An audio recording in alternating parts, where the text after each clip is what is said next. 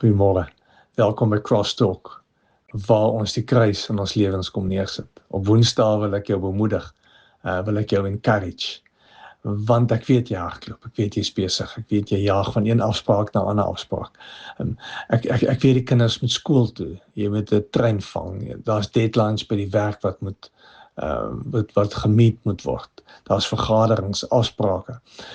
Daar's planne wat gemaak moet word. Dis die einde van die maand se deadlines wat jy moet chase. Maar stop net. Luister na die woord.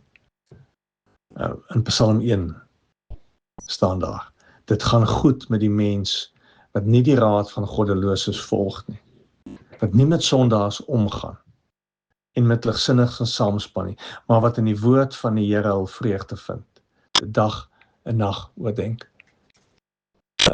Maak 'n keuse om God se woord in jou hart te sit. Maak 'n keuse om te dink daaroor. Maak 'n keuse om net stil te staan en te sê, Here, U woord is die lamp vir my voet, lig vir my pad. Here, ek wil aan U woord vashou. Die skrywer van Psalm 1 sê, hulle is soos bome wat by waterstrome geplant is, wat vrug dra op die regte tyd, waarvan die blare nie verdroog nie. Hulle is voorspoedig in wat hulle aanpak.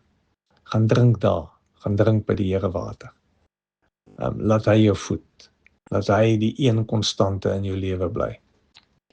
Ek wil jou encourage vir vandag, omdat ek glo dat ons naby aan God en sy woord moet bly leef.